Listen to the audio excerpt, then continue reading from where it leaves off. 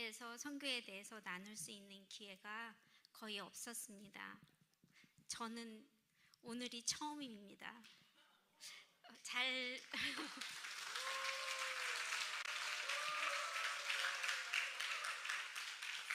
잘 전해드릴 수 있을지는 모르겠지만 저를 위해서 기도해 주신 분들께 감사드리고, 또 하나님의 은혜와 또 기도해 주신 덕분에 제가 잘 이기고 견디고 있다는 것을 보여드리고 싶어서 이 자리에 섰습니다. 먼저 하나님께서 저희를 어떻게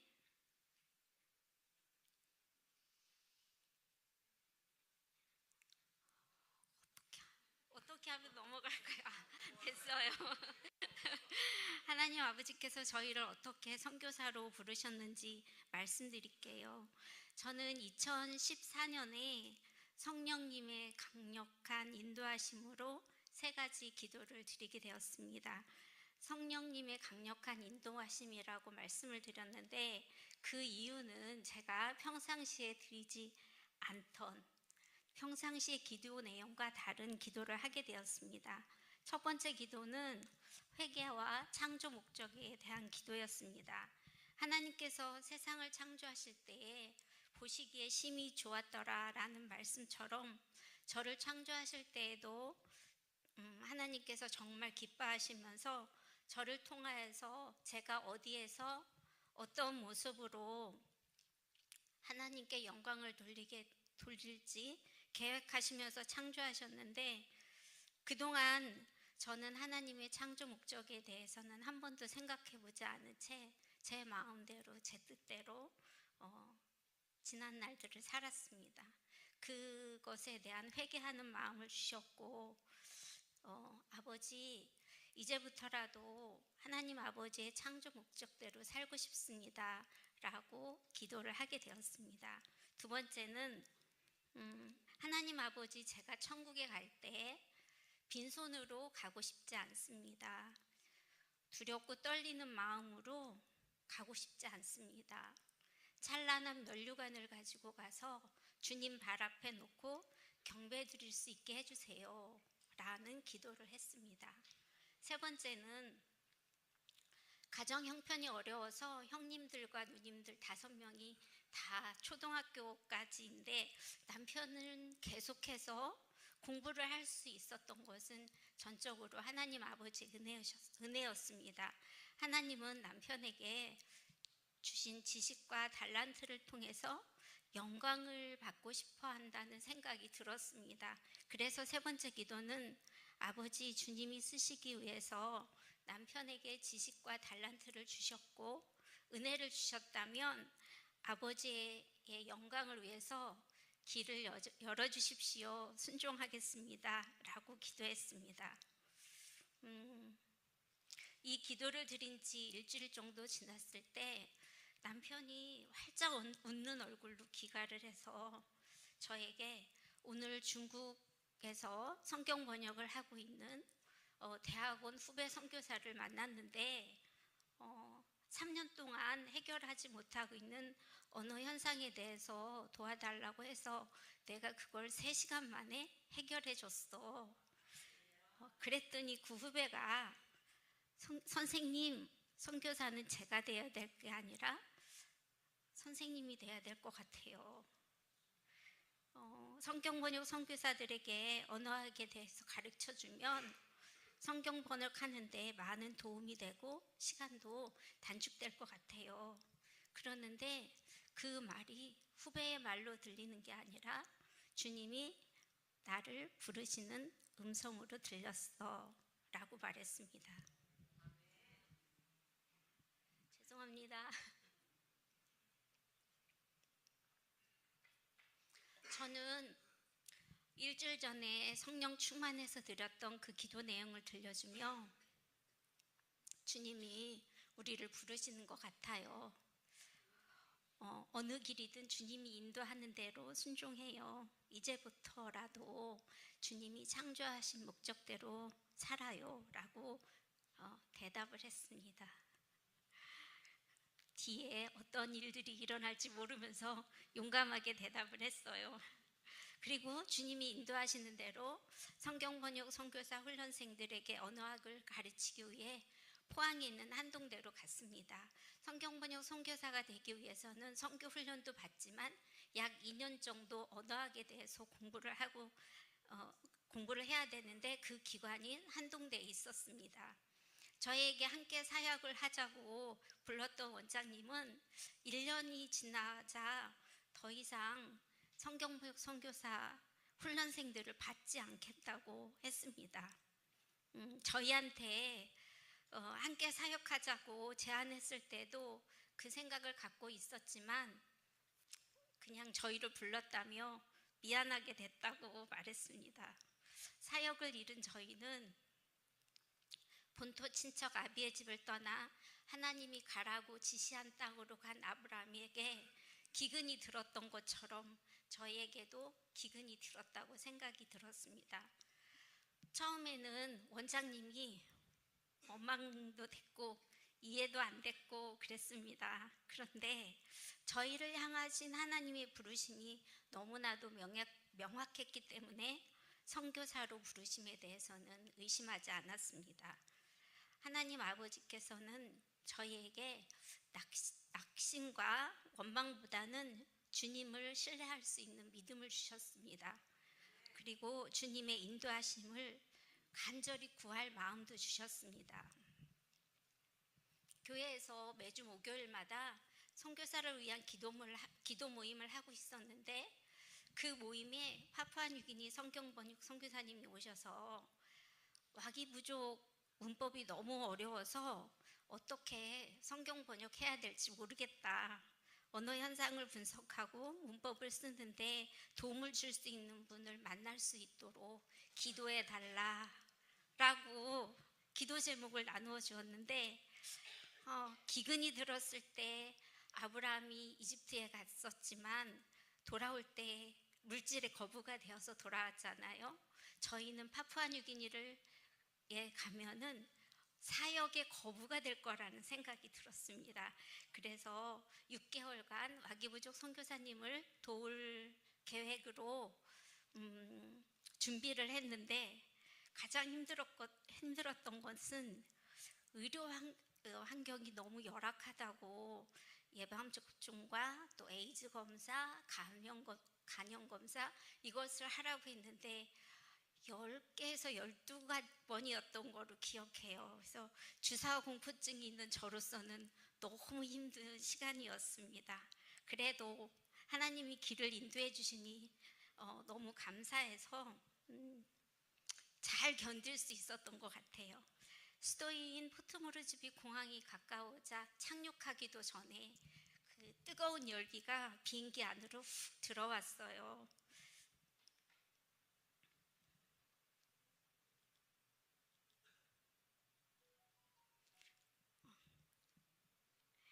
밀림 한가운데에 있을 거라고 생각했던 포트모르즈비 공항은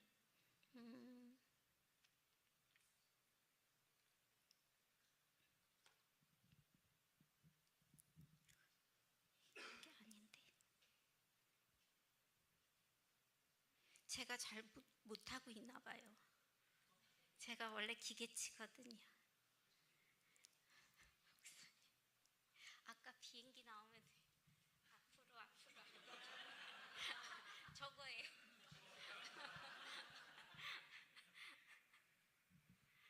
저한테 오면은 기계가 다 고장이 나갖고 저희 남편이 굉장히 힘들어합니다.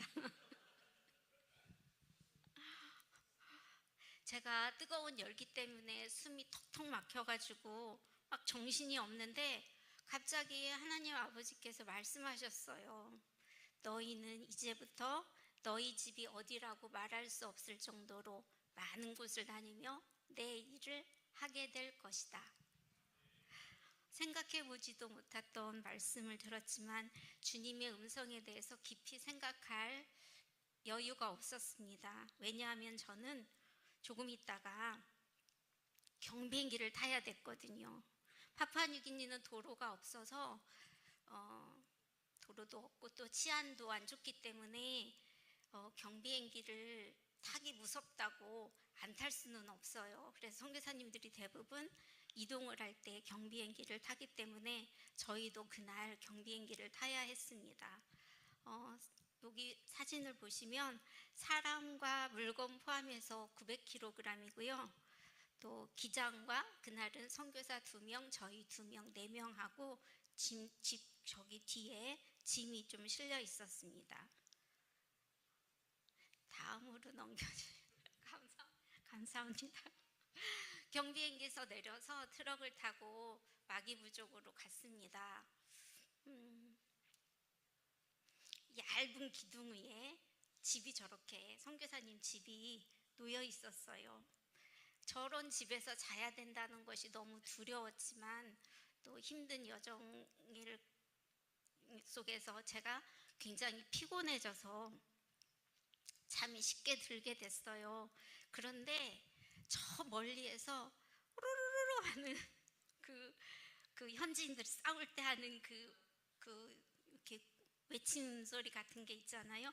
그게 막 들려오는 거예요. 그리고 저 얇은 선교사님 그 집 기둥을 둥둥둥둥 치는데 칼로 치는 것 같은 그런 느낌?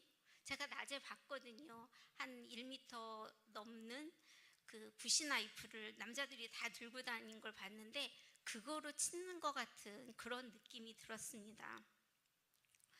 예수님, 제발 저 사람 좀 가게 해주세요. 도와주세요. 기도를 하면 그 사람이 뒤로 소리를 지르면서 뒤쪽으로 또 가는 거예요. 그래서 이제 자야지 했더니 또다시 저 앞쪽에서 같은 소리를 내고 와서 기둥을 치고 기도를 하면 가고 이거를 밤새도록 했습니다. 그래서 잠을 한숨도 못 자고 새벽이 돼서 저 창문으로 밖을 내다봤어요. 그랬더니 20-30명 되는 남자들이 커다란 그 부시나이프를 들고 입술이 빨갛고 눈도 빨갛고 그러니까 마약을 하고 술을 마시고 위에 옷을 다 벗고 칼을 들고 저 창문을 노려보고 있었습니다. 나오기만 해봐라 이런 모습 이런 표정으로. 근데 저는 두려운 중에도 궁금했어요. 아버지, 이 부족은 1970년대부터 독일 선교사님이 성경 번역을 시작했고 또 아파서 중단했지만 몇 년 전부터는 한국인 선교사님이 또 다시 이 부족을 위해서 성경 번역을 하고 있고 복음서지만 쪽복음이 교회에서 읽혀지고 있고 교회도 생겼고 그랬는데 왜 이렇게 안 변했어요? 생각해 보세요. 1970년대부터 2015년, 16년 이때까지 긴 시간이었잖아요. 그래서 궁금해서 여쭤봤는데 하나님 아버지께서는 내가 너를 한국에서 태어나게 했다? 이렇게 말씀하셨어요. 내가 너를 한국에서 태어나게 했단다. 이 말씀을 듣는 순간 저는 그 사람들을 더 이상 정죄하거나 판단할 수가 없었습니다. 그래, 나도 파푸아뉴기니에서 태어났다면 이 사람들과 똑같은 생각을 하고 똑같은 일을 했을 거야. 그래도 부유하고 안전한 대한민국에서 태어났고 내가 가장 이해하기 쉬운 언어인 한국어로 번역된 성경이 있어서 예수님을 믿을 수 있다는 것은 아직 아닙니다, 목사님.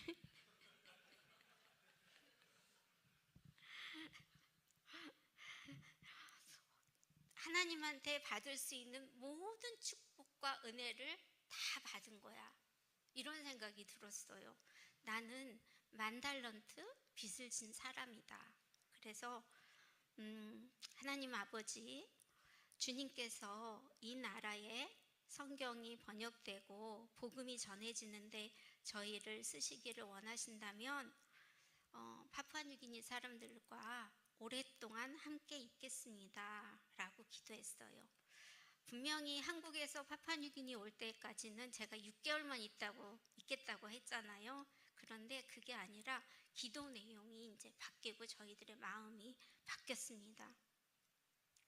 그렇게 기도하는 순간 저하고 저희 남편한테 저희 남편이 표현하기를 우리의 가슴을 열고 하나님께서 열고 그리고 하나님께서 이 사람들을 사랑하는 마음과 긍휼한 마음을 넣고 그 가슴을 탁 닫았다 이렇게 표현을 하더라고요.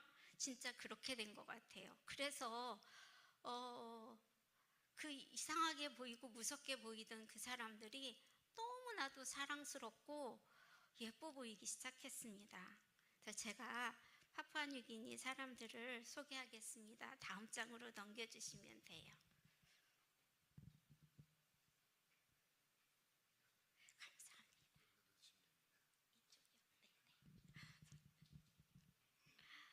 여기 보면 인구가 1000만에서 1700만 명이라고 되어 있잖아요. 이거는 이 인구수가 정확하지 않은 것은 파푸아뉴기니에는 주민등록이 되어 있는 사람이 3% 정도밖에 없습니다. 그래서 추정 인구예요. 정확한 인구가 아니고요. 부족수는 890이고 언어수도 890입니다.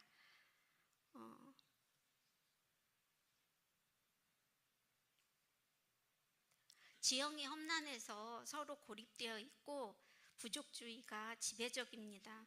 890개의 언어가 있다고 말씀드렸는데 방언 연속체인 충청도, 전라도, 경상도 이런 방언처럼 우리가 알아들을 수 있고 어순이 같은 게 아니라 한국어, 일본어, 영어, 스페인어 같이 정말 서로 별개의 언어들이 890개가 있습니다. 단어도 다르고 문장 구조도 다르고요. 지금은 큰 도로가 있는 지역은 개조한 트럭이나 봉고를 이용해서 다닐 수 있고요. 시계가 없으니까 버스 시간이 정해져 있진 않고 사람이 승객이 다 차면 출발하고 또 만약에 누가 저 차를 통째로 렌트를 한다 그러면 그날은 또 버스가 없어요. 바다나 강은 나룻배나 딩기선을 이용해서 다닙니다. 집은 부시하우스입니다. 아까 와기부족 선교사님은 양철 지붕에 물통이 있었잖아요. 그 물통이 있는 집은 거의 없어요. 그래서 만약에 물통이 있다 그러면 강남의 아파트를 소유하고 있는 것과 같은 의미입니다. 그 물통은 비가 내렸을 때 빗물을 받아서 식수를 사용하고 우리가 씻고 뭐 빨래하고 뭐 음식도 준비하고 이러는데 사용하는 거거든요. 이분은 금요일에 태어났다고 해서 이름이 프라이데이예요. 바나나 잎을 다듬고 있는데 이 바나나 잎에 음식물을 쌓아서 이렇게 찌기도 하고 또 소뚜껑이 되기도 하고 바나나 잎이 뭐라고 했죠? 접시라든지 이런 것들이 되기도 하는데 이거는 바나나 잎으로 만든 도시락입니다. 바나나나 감자, 고구마, 얌, 타피오카 등이 주식인데요. 이것을 코코넛 간 물에 끓여서 만듭니다. 네, 이것을 하루에 한 끼만 먹는데 이 파푸아뉴기니는 밀림 지역이라 농사를 지을 수 있는 땅이 약 1% 정도밖에 안 돼요. 그래서 식량이 부족합니다. 이런 식량 부족과 단백질 섭취를 위해서 식인 풍습이 있을 수밖에 없었다라는 생각이 들었습니다. 물론 지금은 식인 풍습은 없어졌습니다. 1990년 말까지 약 20-30년 전까지는 있었다고 해요. 그리고 지금도 사람의 고기를 먹은 경험이 있는 분들이 살아계시기도 합니다. 또 인도네시아에서 수입한 쌀, 라면, 통조림, 설탕, 소금, 식용유, 과자 등을 이분들이 굉장히 좋아하는데 대부분 수입산이라 비싸서 현지인들이 구입하기는 힘들어요. 그래서 저희들이 선물로 나눠주는데 굉장히 좋아합니다. 여기는 남성 전용 목욕탕인데요. 제 눈에 배짱이처럼 놀기만 하는 남자들이 깨끗한 물에서 윗물에서 목욕을 하고 정말 개미처럼 일을 한 여자들은 바로 아래 우물에서 목욕하고 음식물도 씻고 빨래도 하고 그럽니다. 여기는 선교사님을 위해서, 선교사들을 위해서 지어준 바닷가의 그 화장실인데요. 여기 저 안에 코코넛 보이시죠? 여기 보이세요? 그 휴지가 없으니까 저희 보고 코코넛을 사용해서 해결을 하라고 휴지 대용으로 코코넛 껍질을 넣어줬어요. 근데 이분들은 육지든 바다든 바닷가 사람들이든 화장실이 없습니다. 그러니까 바닷가 분들은 바다 속에서, 육지에 계시는 분들은 산이나 들에서 용변을 봅니다. 가방의 크기가 차이가 많이 나죠. 저 작은 게 남성용이고요. 저 큰 게 여성용입니다. 남자들 가방에는 부하이랑 주술 도구가 들어있고, 여자들 가방에는 지금 아기가 보이세요? 아기를 재우고 있어요. 아기를 재우거나 농작물 등 많은 양의 를 운반하는 데 사용합니다. 이 가방은요 50kg든 100kg든 막 들어가는 것 같아요. 파푸아뉴기니의 해골을 보면 남자 것인지 여자 것인지 알 수가 있대요.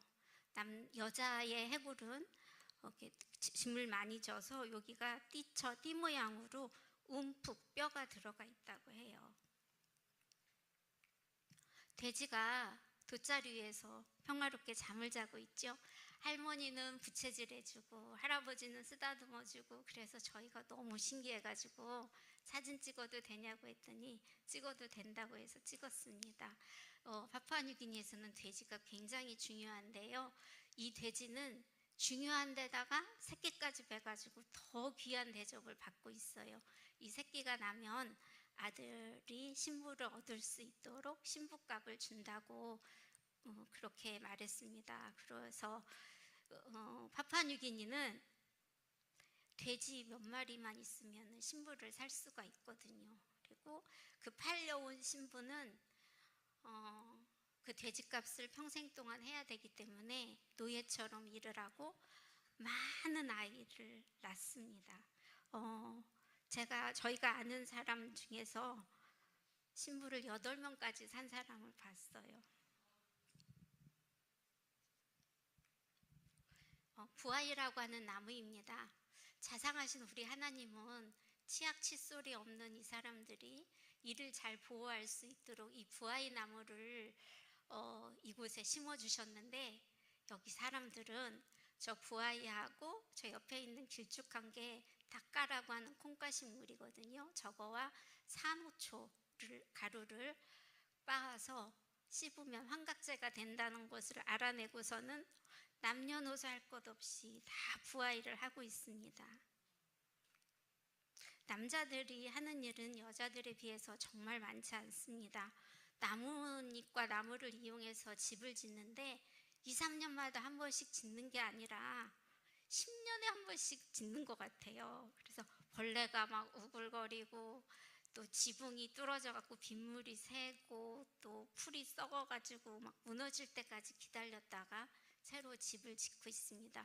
저분은요 피터인데, 피터가 지금 격자무늬로 자기가는 격자무늬로 이 벽을 그러니까 만들 수 있다고 저희한테 자랑을 하고 있어요. 다른 부족 사람들이 격자무늬를 못한다고, 근데 자기는 할 수 있다고. 아내가 식사 준비를 할 수 있도록 코코넛을 따가지고 이렇게 코코넛을 갈아주고 있고요. 또 부시나이프로 이렇게 아내가 짐을 운반할 때 풀을 베거나 저렇게 뱀을 잡아서 아내가 무거운 짐을 잘 운반할 수 있도록 도와줍니다. 남자들은 절대로 짐을 지고 다니지 않아요. 또 아내가 밭을 만들고 농사를 지을 수 있도록 밭에 난 풀에 이렇게 불을 지르는 것, 딱 그것까지예요. 절대로 밭을 일구거나 돌을 하거나 씨앗을 뿌리거나 풀을 매거나 농작물을 수확하지는 않습니다. 딱 불만 붙여주는 거 풀에다가, 그러면 나머지 일은 아내들이 합니다.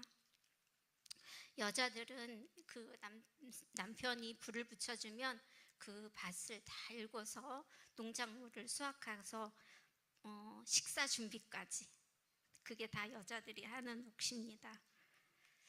아제라 부족의 엘리자벳이 코코아 수확을 하고 있는데요.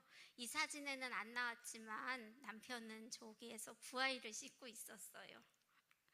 사무라고 하는 여자가, 그러니까 한 덩어리 그 바나나를, 저 작은 줄기, 이게 조그맣죠, 줄기가. 이 줄기를 이용해서 2시간 거리의 밭에서 저 바나나 한 덩어리를 이고 왔어요.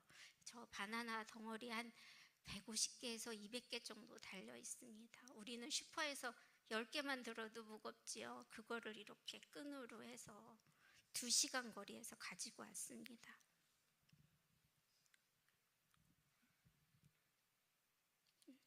부엌에서 저에게 요리를 가르치고 있는 모습인데요. 이 사람들은 알루미늄 냄비를 쓰는데, 살림 잘하는 사람은 이 알루미늄 냄비를 반짝반짝 윤인하게 닦는, 얼마나 깨끗하게 닦느냐에 따라 살림 잘하는 사람으로 구별이 되는데, 제가 저 장작불에 요리를 하게 되면 새까맣게 금방 타잖아요. 그래서 검은색 웍을 썼거든요.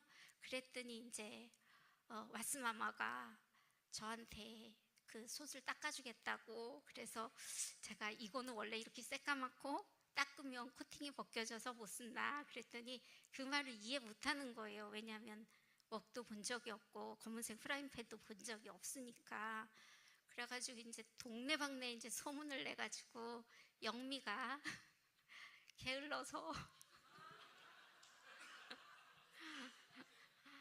이렇게 안 닦아갖고 시커먼 솥을 가지고 다닌다고, 더럽다고. 그래갖고 이제 동네 사람들이 다 와서 보고는 은용이가 재지가 없어가지고 영미처럼 약한 여자랑 결혼을 했다고.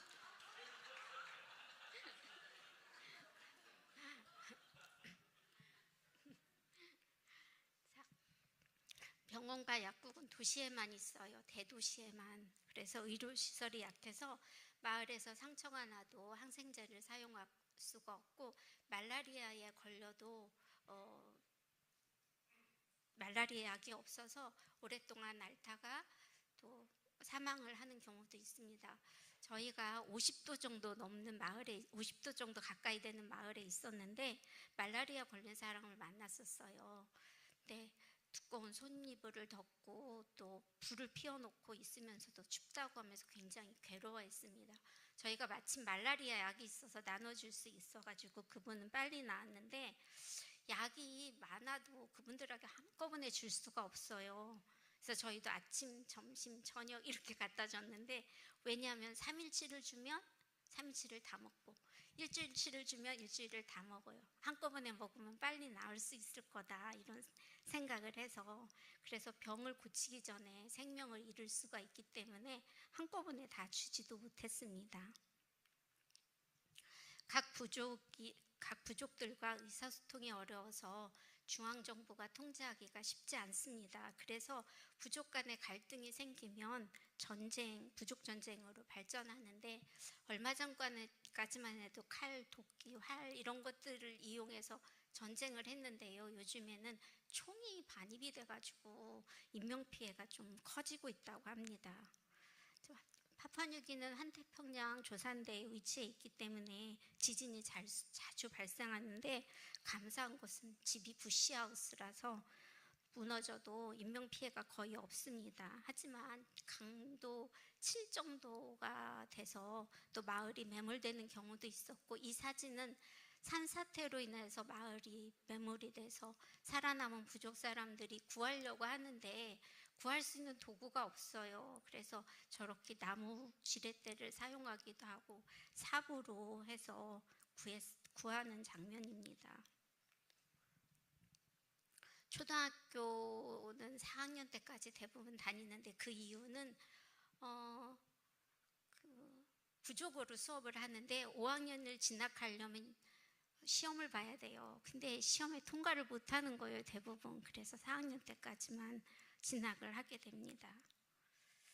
신학 성경이 완역되기까지 약 10년에서 15년 정도 소요되는데 성경이 번역이 시작되면 그 부족 사람들은 자기가 살아있는 동안에 그들이 가장 잘 이해할 수 있는 언어로 그들이 성경을 볼 수 있는 날을 손꼽아 기다립니다. 그렇지만 영적 전쟁을 통해서 질병이나 현지인들과의 갈등으로 인해서 선교사님들이 선교지를 떠나게 되고 또 간간히 현지인들이 선교사님들을 죽이기도 해가지고 성경 번역이 중단이 되기도 합니다.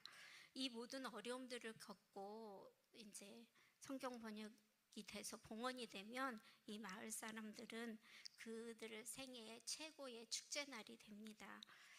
드디어 하나님이 우리에게 우리말로 말씀하신다.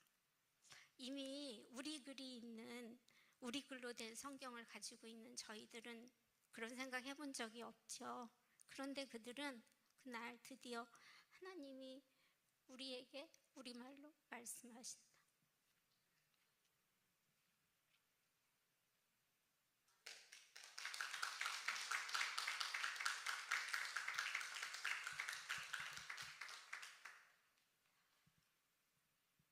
이 사람들은 이게 얼마나 감격스러운지, 이 남자분은 부족 전쟁에 정말 용맹한 전사입니다. 이 사람이 우는 것을 한 번도 본 적이 없었대요. 근데 그날은 이 사람이 정말 펑펑 울었습니다.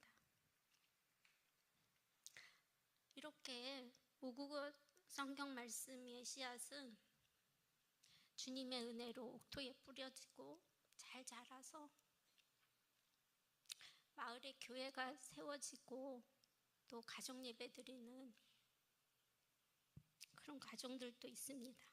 여기는 성경 번역 조력자 데이빗의 집인데 이렇게 많은 가족들이 모여서 가정 예배를 드렸습니다. 교회에서 예배를 드리는 모습입니다. 우카람파워 센터 안에 선교사 묘지입니다. 약 20분 정도 선교사들이 이곳에 잠들어 있어요. 태어난 지 며칠 안 된 아기도 있습니다. 2018년 저희는 저 무덤 묘지에 옆에 집에 살고 있었습니다.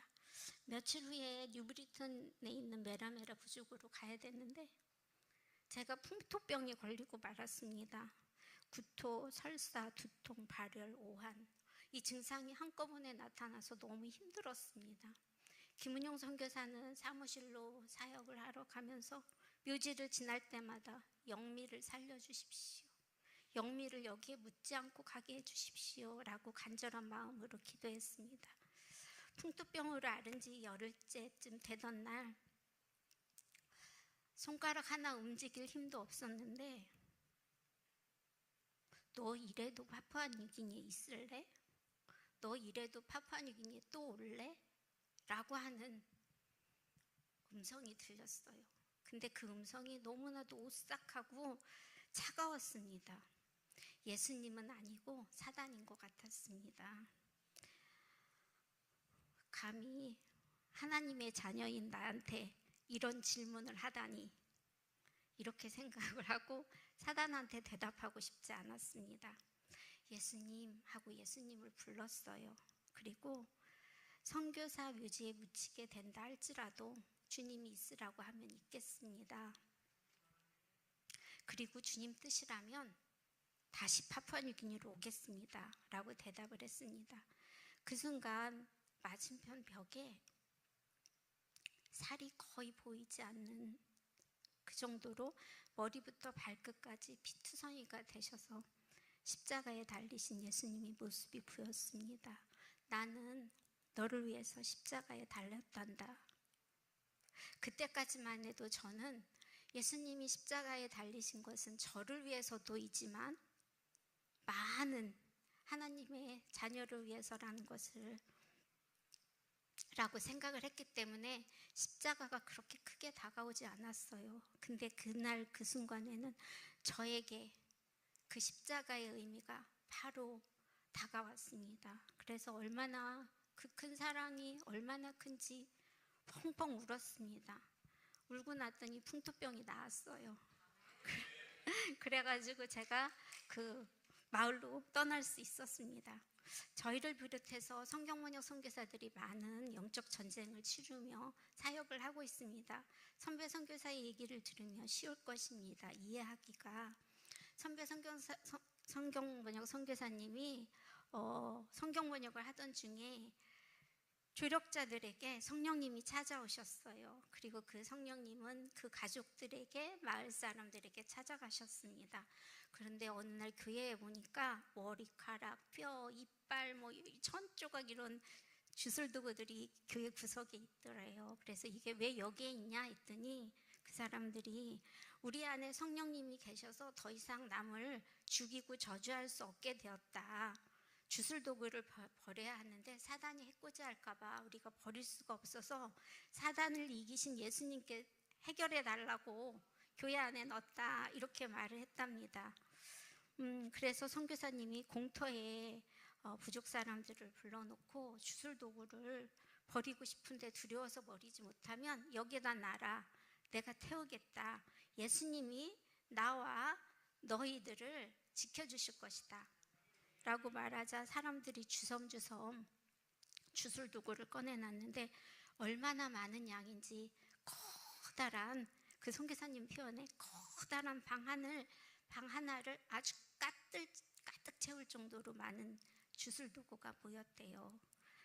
그러면서 선교사님이 덧붙여 말했습니다. 내가 태웠던 수많은 주술도구처럼 이 영혼들을 붙잡고 있는 사단들이 부족마다 성경 말씀이 들어가는 것을 얼마나 싫어하겠습니까? 성경 말씀이 들어가면 사단은 자기들이 100% 진다는 것을 알고 있습니다. 그러니 우리가 순순히 들어가게 놔둘까요? 선교의 최전방에 있는 성경번역 선교사들에게는 모세와 아론과 훌과 같은 기도 동역자들이 많아야 합니다. 그래야 우리가 승리할 수 있습니다. 저희가 기도 동역자들을 보내달라고 그때부터 기도하기 시작했어요. 그런데 저희에게 하나님 아버지께서 하나님 아버지의 방법으로 빛나교회에서도 모세와 아론과 홀과 같은 기도 동역자들을 만나게 해주셨습니다. 이 시간을 비롯해서 그분들께 감사를 드립니다. 영적 전쟁을 할 때 사단은 우리를 집중적으로 공격을 해서 고난에 빠뜨립니다. 저는 안 아픈 날보다 아픈 날이 더 많았던 것 같아요. 그래서 결국에는 면역력이 떨어져서 22년도에 신장암 수술을 받았고 24년도에는 난소암 수술 받고 항암 치료를 받았습니다. 하지만 함께 예수님과 함께 걷는 고난의 길은 혼자 걷는 고난의 길과 다릅니다. 고난을 예수님이 져주시니 고난의 무게도 가볍게 느껴집니다. 또 평강과 감사의 이불을 덮어주셔서 고난을 이길 수 있는 힘을 주십니다. 이길 수 있는 힘뿐만 아니라 예수님이 이미 승리하신 것처럼 우리에게 예수님의 이름으로 이미 승리를 주셨습니다. 제가 이렇게 된 것은 처음부터 이렇게 된 게 아닙니다. 저는 선교지에서 사랑과 은혜가 풍성하신 주님, 조금만 더 하면 안 돼요.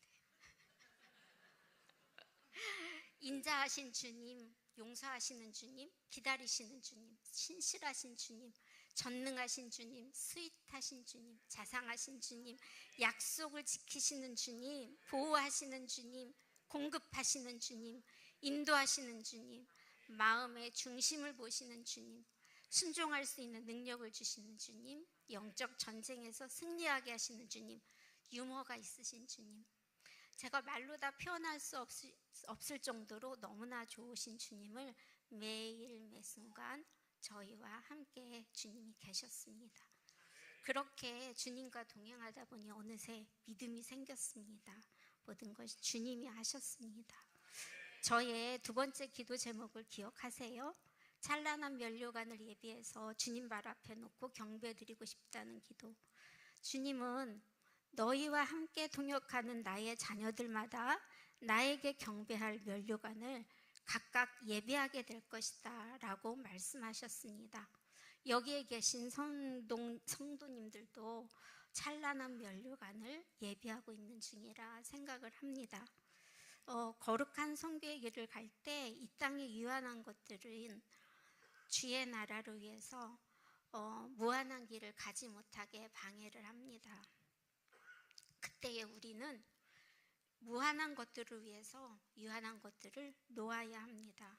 그렇게 주님을 따라가다 보면 주님께서 우리를 놀라운 세계로 이끄시고 영광의 세계로 이끄실 것입니다. 사단의 짓눌림 속에서, 두려움 속에서 살아가고 있는 모국어 성경이 없는 미전도 종족의 영혼들이 복음을 전해달라고 간절히 우리를 기다리고 있습니다.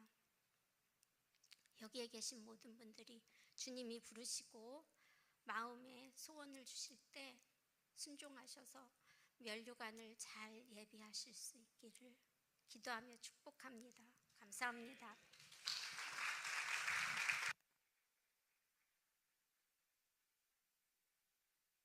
네, 2부 순서를 시작하겠습니다.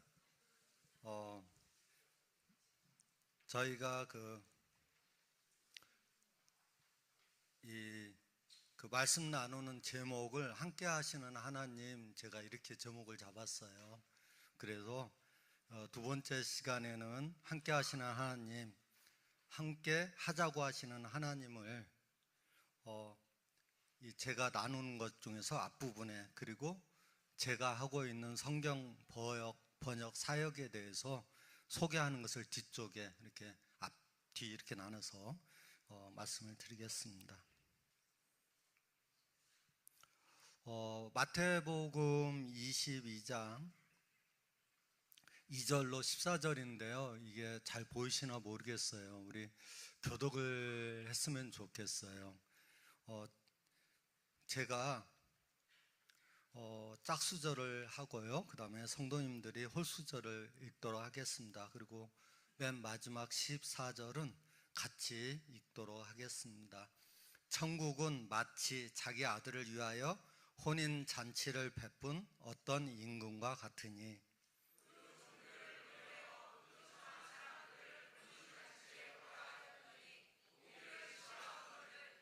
다시 다른 종들을 보내며 가로되 청한 사람들에게 이르기를 내가 오찬을 준비하되 나의 소와 살진 짐승을 잡고 모든 것을 갖추었으니 혼인 잔치에 오소서 하라 하였더니,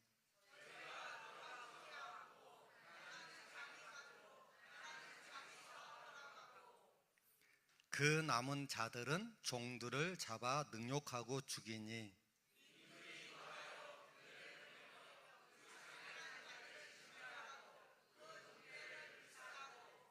이에 종들에게 이르되 혼인잔치는 예비되었으나 청한 사람들은 합당치 아니하니,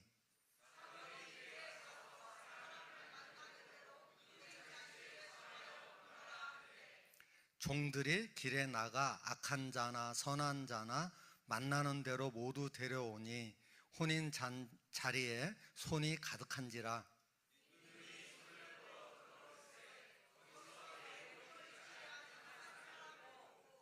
가로되 친구여 어찌하여 예복을 잊지 않고 여기 들어왔느냐 하니, 저가 유구무원이거늘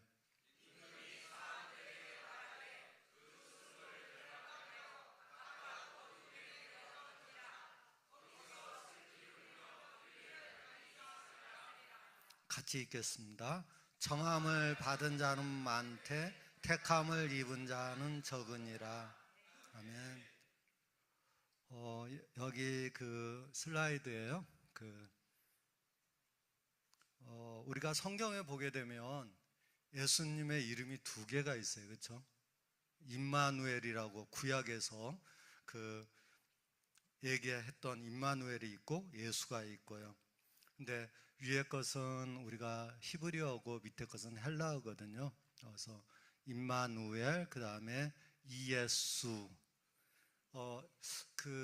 보통 우리가 그 헬라어를 보게 되면은 예수가에서 이제 가에 해당되는 스를 붙여갖고 예수스 이렇게 철자로 보이는데 이 두 가지의 이름이 있습니다. 근데 실제로 호칭으로 사용되는 것은 예수라고 하는 호칭만 사용됐던 것 같아요. 그렇죠? 우리가 신약에 예수님을 임마누엘 이렇게 부른 구절은 없는 것 같습니다. 근데 이제 많은 언어에서 이름이 의미를 갖고 있는 언어가 많지 않아요. 우리는 대부분 이제 한자 이름이 있고 요즘에 한자 이름이 아닌 사람들도 있지만 의미가 있잖아요. 그런데 예수님의 이름은 임마누엘도 우리가 그 이사야 7장 14절을 보면 보라 처녀가 잉태하여 아들을 낳을 것이요 그의 이름을 임마누엘이라 하리라 이렇게 하면서 그 임마누엘이 나왔고요. 그리고 또 예수라고 하는 뜻은 여호와는 도움이시다 또는 여호와는 구원이시다. 그래서 그 도움을 주는 사람, 영어로 헬퍼에 해당되는, 그리고 구원자 이런 의미가 예수님의 이름이죠. 근데 임마누엘이라고 하는 뜻은 이미 그 함께 이런 전치사예요. 저기 이게 빠방 터진다고 하는데 안 터지더라고요. 그래서 뒤로 넘어갔다. 그 앞에 그 이쪽에 있는 거요. 이렇게 생긴 거, 그 옆에가 임이거든요. 이게 함께 이런 뜻이에요. 그리고 이제 마누는 우리와, 그리고 엘이 하나님 이런 뜻이에요. 그래서 하나님이 우리와 함께 이 뜻이에요. 우리는 이제 이것을 하나님이 우리와 함께 계시다, 뭐 계시다라고 하는 말을 갖다가 없는 동사를 갖다 집어넣는데 사실은 하나님이 우리와 함께 그 뜻이 임마누엘이죠. 그리고 예수라고 하는 이름은 구약에 그 여호수아로 이름 나오는 거 있잖아요. 그 여호수아 장군, 그 여호수아가 예수님하고 이름이 같습니다. 이제 헬라어로 예수님 이름은 헬라어예요. 헬라어로 되어 있습니다. 제가 우리가 유튜브든 그렇지 않으면 교회에서 어떤 간증이든 종종 그 천국에 갔다 왔다는 이야기와 또 하나님의 음성을 들었다는 이야기 또는 지옥에 갔다 왔다는 이야기, 이런 이야기들 들을 수가 있어요. 그렇죠? 그런데 제가 오늘 가만히 생각을 해봤어요. 이들 간에 공통점이 있는가? 그렇잖아요. 천국에 갔다 왔다는 사람들이 묘사하는 천국이 뭔가 공통점이 있어야 되잖아요. 그렇지 않으면 가짜일 수 있잖아요. 그렇죠? 그리고 지옥도 뭔가 공통점이 있어야 되잖아요. 그런데 천국은 하나님이 계시고 예수님이 계시다라고 하는 공통점 외에는 나머지는 공통점이 없더라고요. 이게 그 물질 세계가 아니잖아요. 하나님이 계시는 곳이. 그러니까 우리가 이제 사람들에 따라서 뭐 금이 어떻고 뭐 옥수가 어떻고 여러 가지 어떤 걸로 표현하는데 공통점이 거의 없는 것 같더라고요. 근데 하나님의 음성을 들었다라고 하는 사람들의 공통점이 있습니다. 그러니까 우리가 이제 그 마음의 소리로 하나님의 음성을 듣는 경우도 있고요. 명확하게 하나님의 음성을 들은 사람들도 있는데요. 하나님이 자신과 함께 하고 계시고 모든 것을 알고 있다라고 하는 공통점이 있습니다. 그래서 저희 이 자리에도 또 성도님들 한 분 한 분 마음속에도 하나님이 성령님으로 여러분과 함께 계시고 있다고 저는 믿습니다. 예수님이 그 하늘에 오르시기 전에 보혜사 성령님을 우리에게 보내어 영원토록 함께 하겠다고 약속을 하셨어요. 그렇죠? 그러니까 임마누엘의 하나님이 하늘로 가시면서도 우리를 위해서 성령님을 보내신다고 그랬어요. 그래서 여기 계시는 성도님들 한 분 한 분이 성령님이 거하시기를 축원합니다. 그리고 성령님이 거하시는 빛나교회가 되기를 축원합니다. 성령님이 얼마나 좋으신 분이냐면요, 로마서 8장 26절에 이런 말씀이 있어요. 이와 같이 성령도 우리의 연약함을 도우시나니 우리는 마땅히 기도할 바를 알지 못하나 오직 성령이 말할 수 없는 탄식으로 우리를 위하여 친히 간구하시느니라 이렇게 돼 있어요. 그러니까 우리가 때에 따라서는 어떤 것을 기도해야 될지 모를 때가 있잖아요. 그렇잖아요. 막 하나님한테 뭔가 뭐 급할 때도 있고 여러 가지. 근데 저희가 못하고 있어도 성령님이 기도를 하고 계신다라는 거예요. 친히 간구하고 계신다는, 그러니까 얼마나 좋아요. 그렇잖아요. 마음의 그 평화와 그 즐거움이 넘쳐나시기 바랍니다. 다음으로 넘어가겠습니다. 여기는 히브리어예요. 여기 그 보게 되면요, 위에가 이제 히브리어고요. 히브리어는 이쪽에서 시작해서 이렇게 읽습니다. 읽는 순서가요. 여기서 시작해서 이렇게 해요. 그래서 저기 보게 되면은 밑에 이렇게 슬래시 사이에 있는 것이 발음기어예요. 그 영어 사전에 보면 발음기어가 있잖아요. 근데 저기 보면은 영어 사전에 없는 발음기어가 있어요. 여기 그 물음표처럼 이렇게 생긴 것이 있고요. 그 다음에 또 여기 밑에 보게 되면 A자가 뒤집어져 있는 것도 있어요. 그렇죠? 그리고 또 물음표도 있고요. 그 다음에 발음교에 저 X가 있어요. 철자로 X는 있는데 영어 발음교에는 X가 없습니다. 그래서 이게 바야, 이아스, 햄, 이스테, 우, 마츠조, 아, 파바요, 헬루 뭐 이렇게 되어 있어요. 근데 이게 창세기 19장 3절에 있는 그 앞부분입니다. 근데 여기 잘 안 보이는데요. 여기 보게 되면은 해석이 그렇게 되어 있어요. 그러니까 여기 보게 되면은 and he made a peace stem 이렇게 된 거거든요. 그리고 he baked an unleavened bread and they ate 이런 의미가 돼요. 그래서 뭐냐면 그가는 여기 롯입니다. 그가 만들었다 또는 했다 연회를 그들에게 연회를 베푸니 그가 발효되지 않는 빵을 굽고 그들이 먹었다 이런 그 문장이에요. 근데 여기 보게 되면은 이제 밑에 뭔가 이렇게 그 표시들이 있어요. 맨 밑에 보게 되면요. 그래서 거기에 보면 해석이 어떻게 되는지를 갖다가 알 수가 있습니다. 저 부분은 이제 언어학을 공부를 하게 되면은 이 의미들을 갖다 이해할 수 있어요. 이게 이제 성경에 좀 전에 제가 읽었던 것들을 이렇게 번역을 해놨는데 정말 달라요.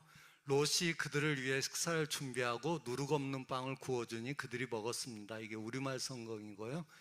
우리가 사용하는 개역개정 보면 그들을 위하여 식탁을 베풀고 무교봉을 구우니 그들이 먹으니라 이렇게 되어 있는데요.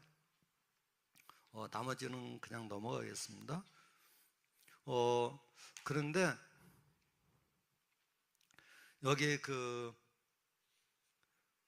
아까 제가 읽었던 그 히브리어 그 발음이요. 그게 이제 국제 음성 표기 문자라고 하는 규약이 있어요. 거기 규약에 있는 거고요. 그리고 이것은 해석을 하면 그런 정도예요. 그가 이제 원래 롯이니까요.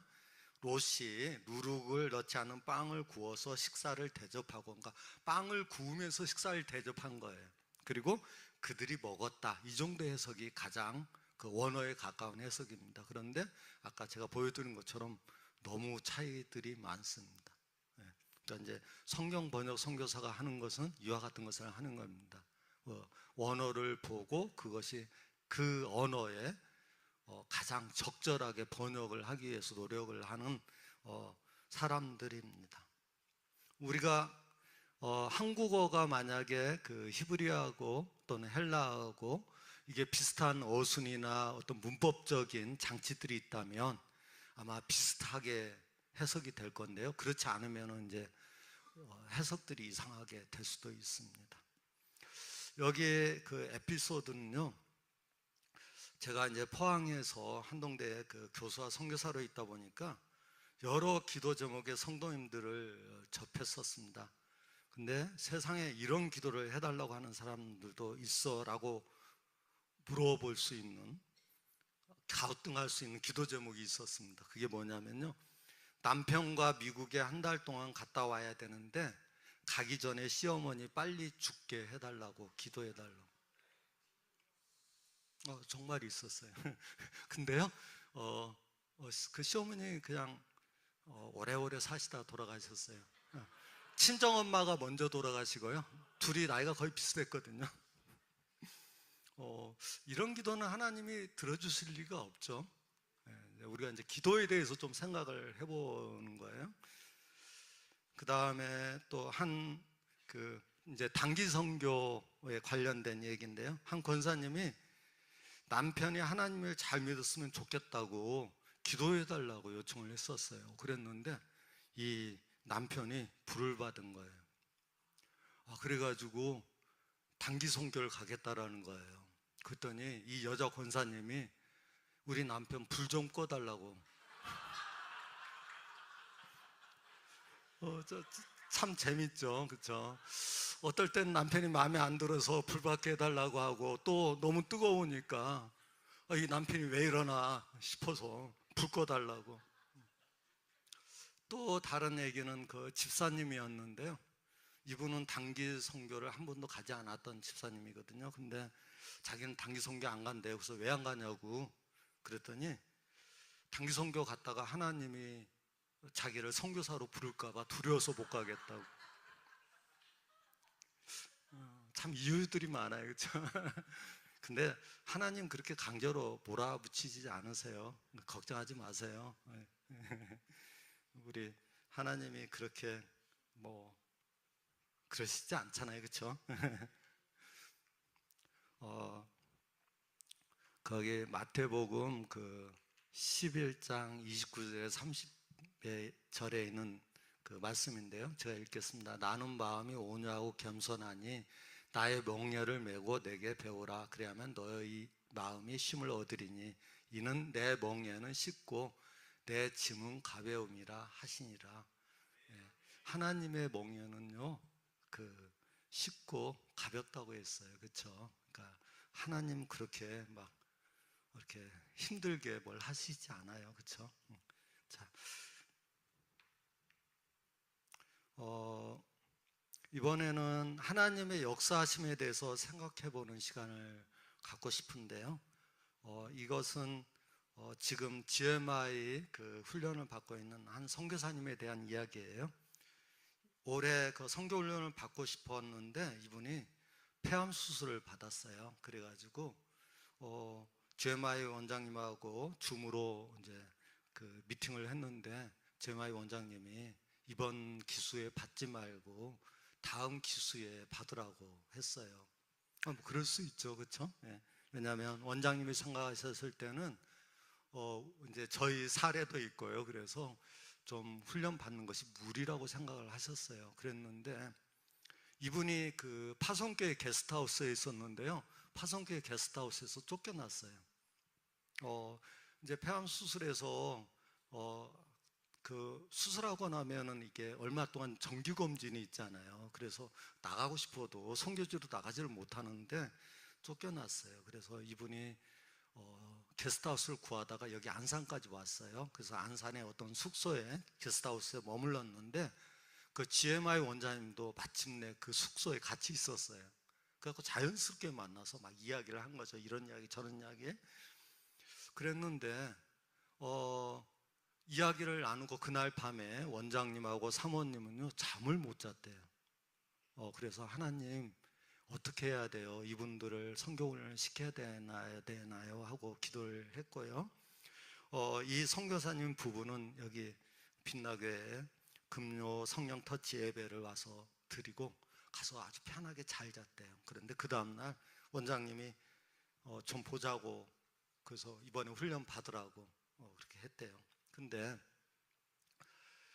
그러고 나서 그렇게 통보하고 나서 통보를 받았고 나서 얼마 안 돼서 우리 GMI 그 회장님께서 그 나라 그 선교사님들이 섬기는 그 나라는 올해까지만 뽑고 저 내년에는 뽑지 말라고 그랬대요. 내년 이후로는 너무 그 나라에 그 선교사들이 많이 가니까 거기 뽑지 않았으면 좋겠다고. 그러니까 이번에 선교사 훈련을 받지 않았으면 그 사람들은 GMI 선교사가 될 수가 없었던 거예요. 그래서 어떻게 보면은 어떤 버림받은 것 같잖아요. 자기를 파송한 교회에서, 그것도 그 암 때문에 투병하고 있는 그 선교사님을 나가라고 했을 때 얼마나 힘들었겠어요. 그렇지만은 하나님은 그렇게 역사를 하셨어요. 그래서 그분들을 선교 훈련을 받게 했어요. 지금 잘 받고 있습니다.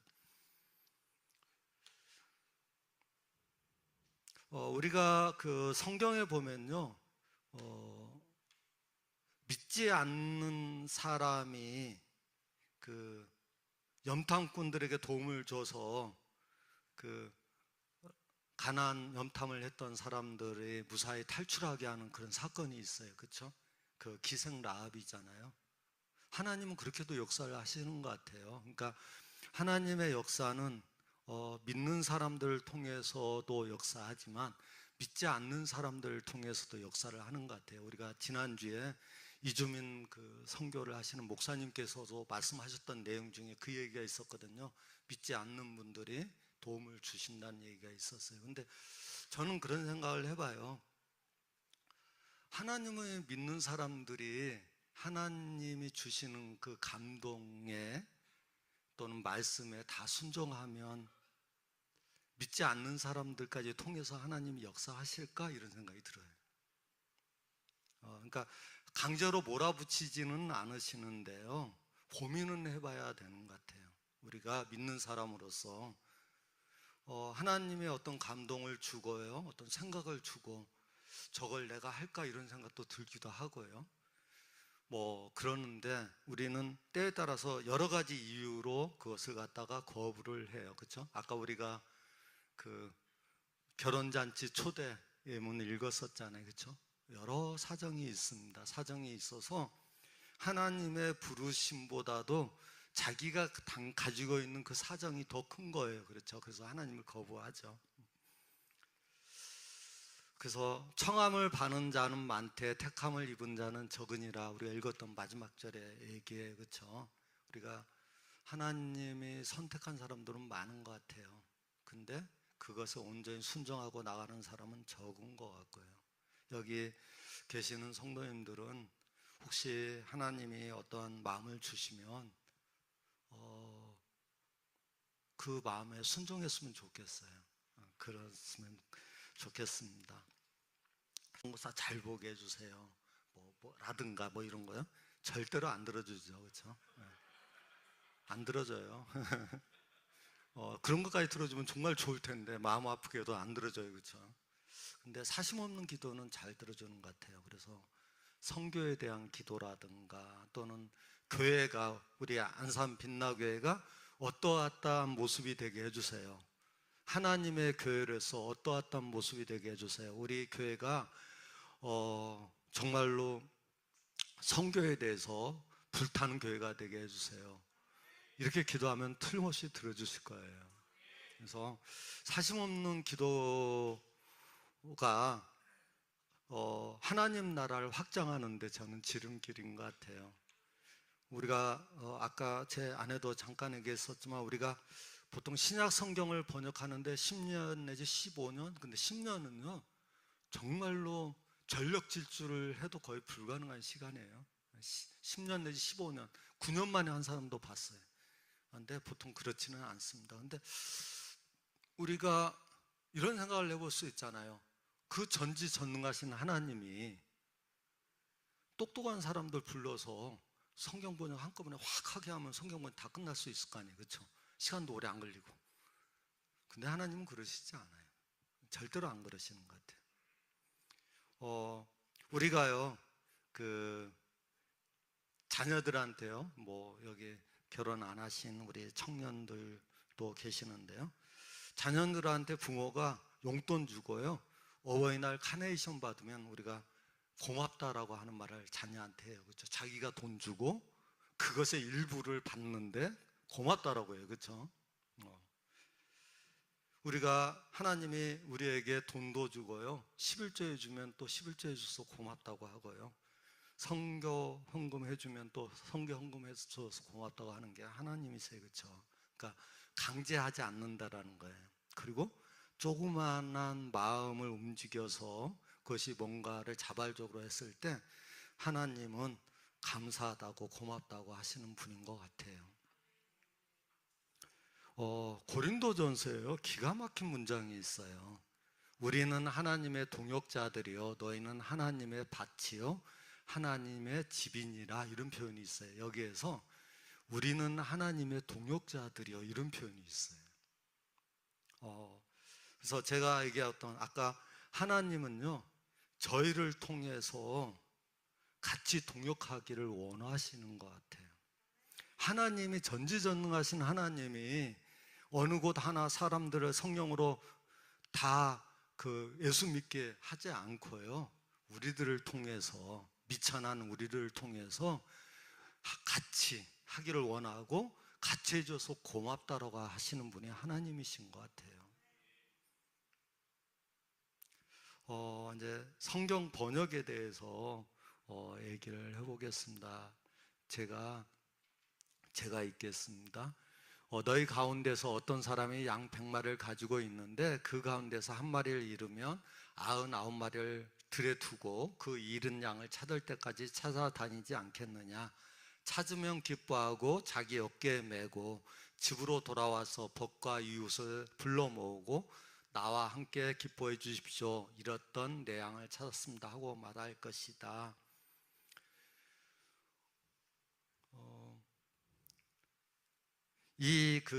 잃어버린 양이요, 잃어버린 양에 대해서 좀 생각을 해보고 싶은데요.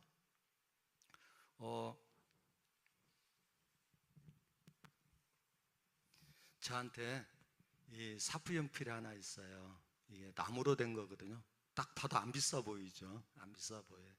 근데요, 이게 2015년도에 1,500원 정도 주고 샀었던 것 같아요. 2015년도에. 근데 2017년까지 잘 썼는데 이게 안 보이는 거예요. 그래서 성도님들도 뭔가 이렇게 생각이 나는데 분명히 내가 가지고 있었는데 안 보이는 것들이 있잖아요. 그런 것 중에 하나였었어요. 근데 이것이 어디에 있을까 하고, 근데 이것을 언제 찾았냐면요, 2021년도에 파푸아뉴기니에서 찾았어요. 얼마나 반가웠는지 몰라요. 이거 아무것도 아니잖아요. 정말로 별거 아니잖아요. 그렇죠? 1,500원이라고 하는 것의 가치는 그렇게 뭐 대단한 가치가 아니잖아요. 근데 이게 제 마음속에 있었던 거예요. 잃어버린 양은 저는 그거라고 생각해요. 그 양의 가치도 개별적으로는 중요하겠지만 그 하나님이 그 잃어버린 양을 찾는 그 애틋한 마음, 그것이 그 마음을 전하는 사람이 전도자이고 선교사인 것 같습니다. 그래서 혹시 단기 선교에 가시면 거기서 많은 현지인들 만날 거 아니에요, 그렇죠? 그분들한테 나도 너와 같은 사람이다, 따뜻하게 안아주고 이야기도 나눠주고, 뭐 언어가 안 통하더라도 하나님 안에서는 틀림없이 교감이 통할 거예요, 뭔가. 그래서 내가 너를 정말 사랑한다, 이런 나눔을 서로 할 수 있었으면 좋겠습니다. 여기에 제가 선교사가 되기까지 이게 있는데요, 제가 가지고 있는 그 중에 벤처기업에 옛날에 이제 김대중 대통령 시절에 벤처기업 활성 뭐 이런 게 있었어요. 벤처기업에 자연 언어, 그러니까 우리 한국어 처리 이런 팀에 합류를 했었어요. 그때 한국어 사전을 만들었던 조재수라고 하는 선생님을 만났었어요. 그래서 이제 사전 작업을 했고요. 그 다음에 2006년에서 2015년까지 했어요. 지금은 하지 않고 있고요.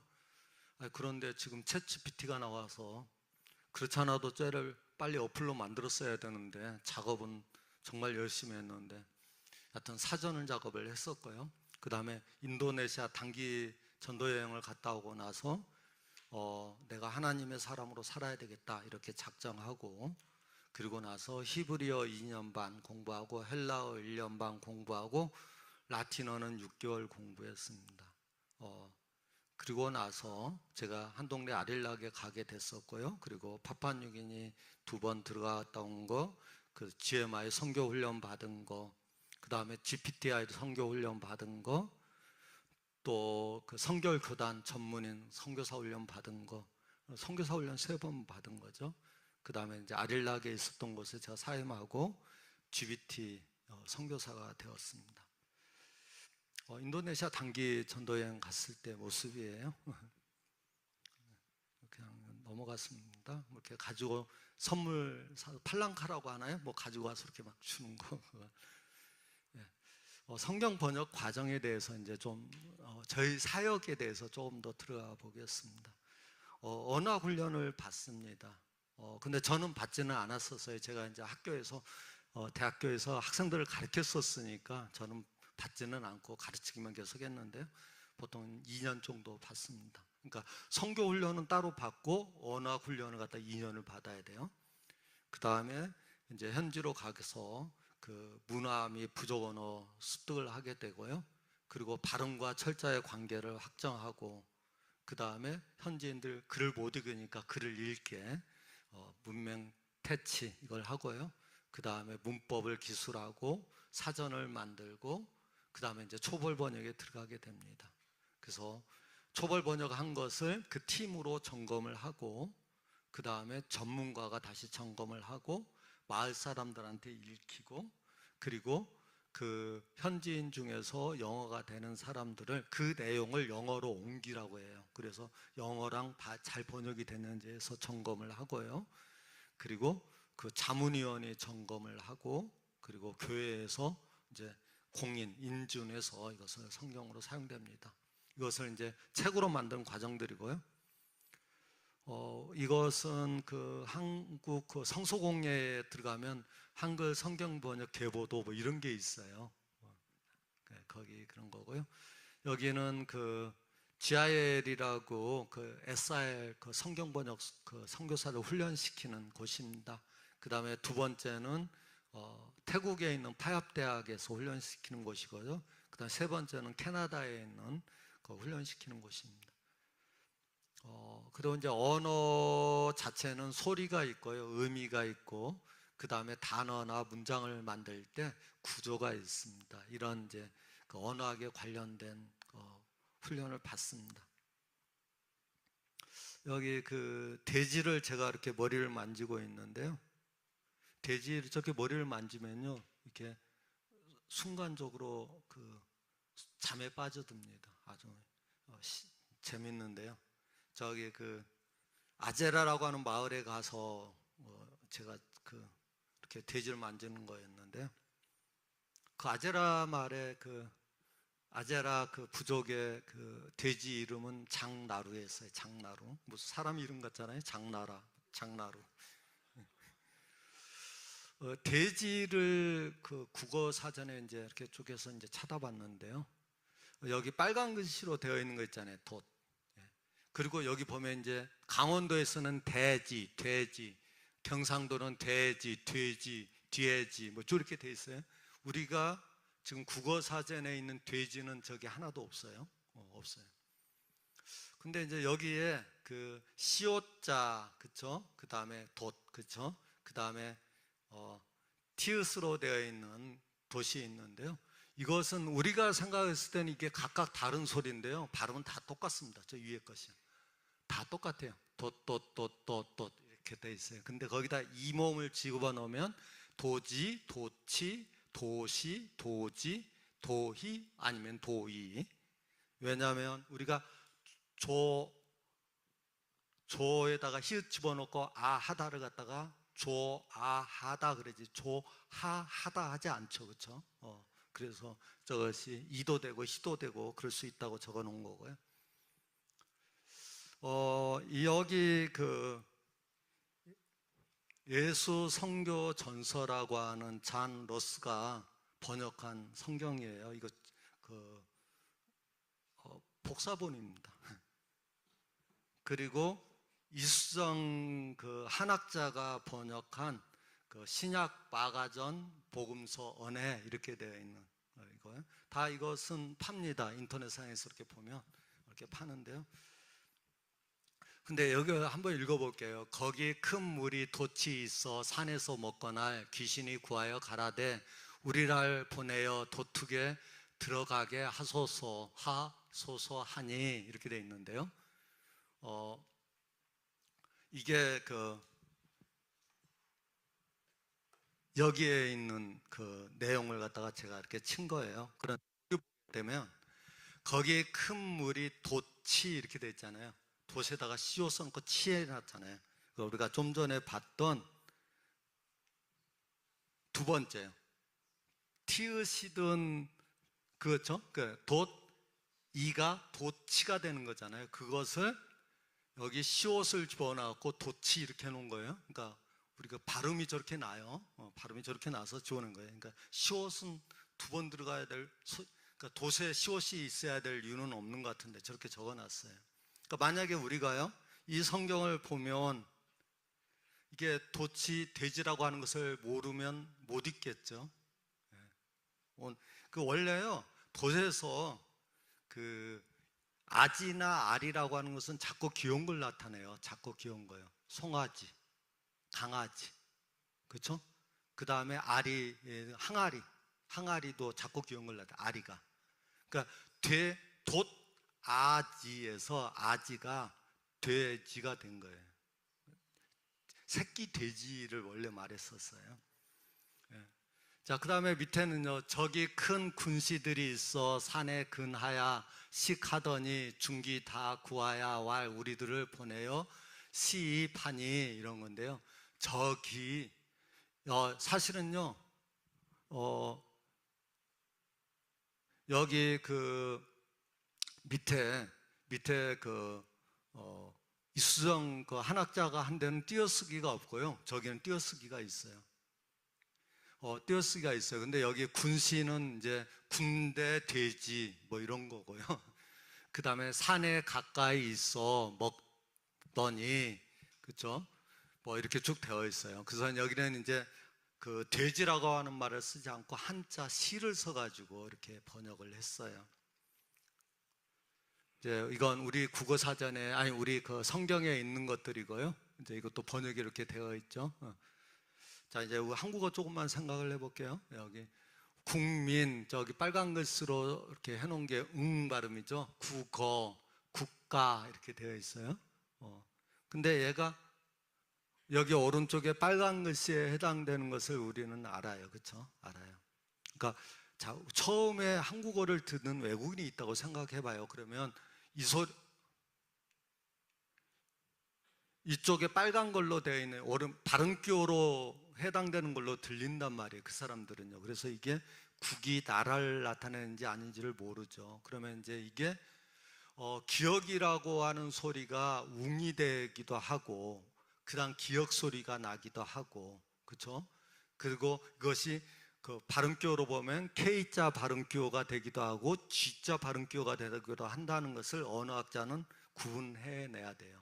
만약에 저것을 다른 철자로 쓰게 되면 한국 사람들이 가우뚱가우뚱 거릴 거예요. 자, 그 얘기는 무슨 얘기냐면, 영어에 저게 핀 이런 거, 스핀, 캡 이렇게 했는데요. 이 소리가요, 스핀 이런 소리가 해요. 핀, 스핀 이렇게 발음 소리가 다르거든요.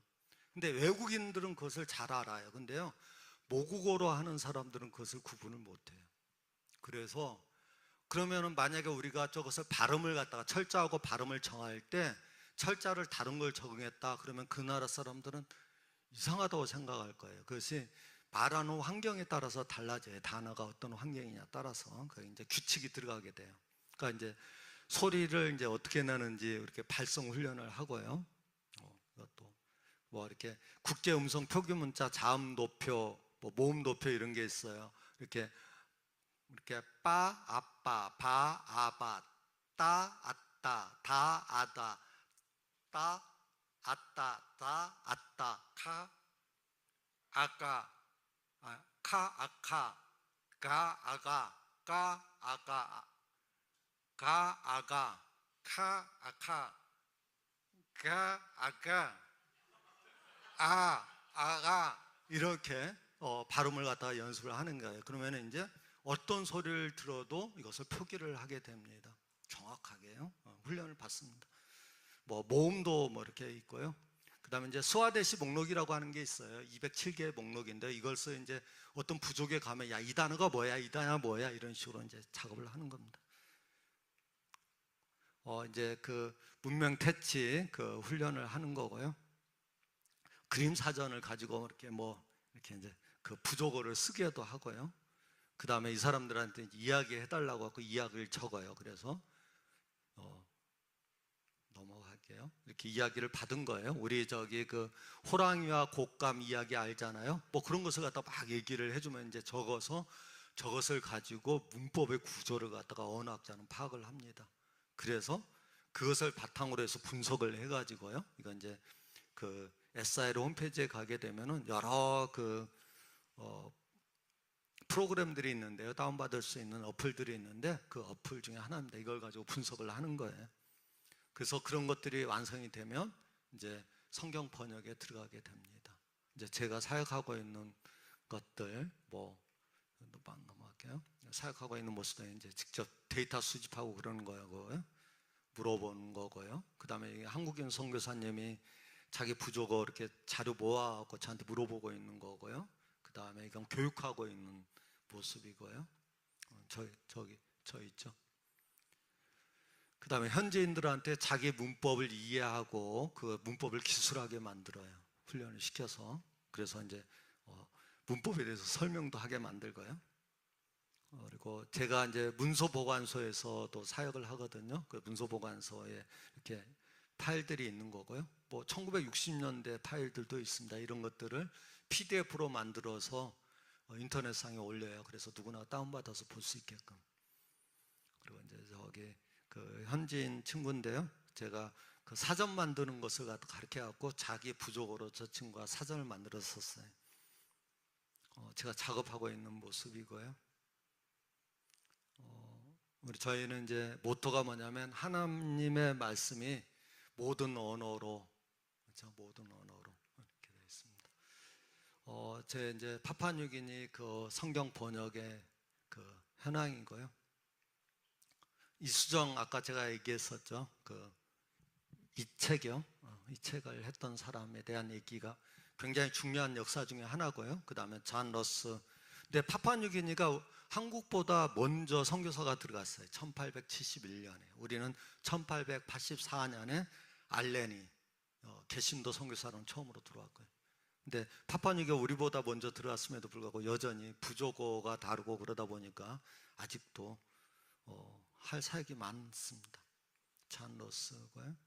제가 보여드렸던 거고, 이 성경들 중에서 그 성서공회에서 공인된 성경이 많지는 않아요. 이게 공인된 성서 그 목록입니다. 여기까지만 하겠습니다. 들어주셔서 감사합니다.